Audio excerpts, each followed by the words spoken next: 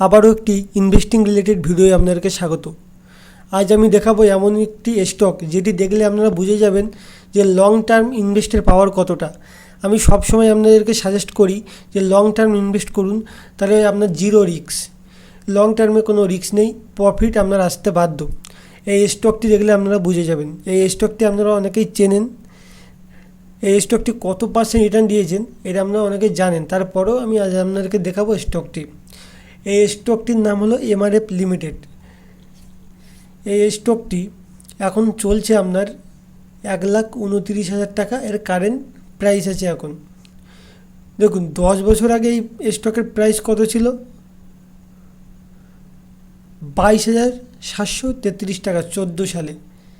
কেউ যদি এই স্টকটি 2006 সালে কিনে থাকে 2,700 টাকাতে মাত্র কিনেছে, এখন এসে দাঁড়িয়েছে 1,29,000 টাকা। তাহলে ভাবুন, কারো কাছে যদি এই স্টকটি 20খানাও থাকে, সে আজ 20 লক্ষ টাকারও বেশি মালিক। 20 লক্ষ ভুল বললাম, 21 লক্ষ টাকারও বেশি টাকার মালিক আছে সে। তাহলে দেখুন লং টার্ম ইনভেস্টমেন্টের পাওয়ার।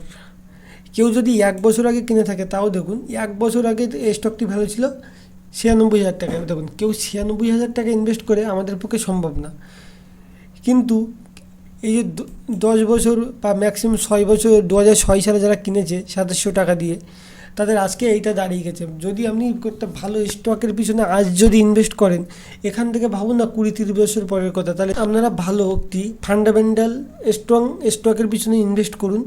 লং টার্মে আপনারা এরকম রিটার্ন আসতে বাধ্য। ঠিক আছে, যদি ভিডিওটি ভালো লাগে অবশ্যই চ্যানেলটিকে সাবস্ক্রাইব করে দেবেন।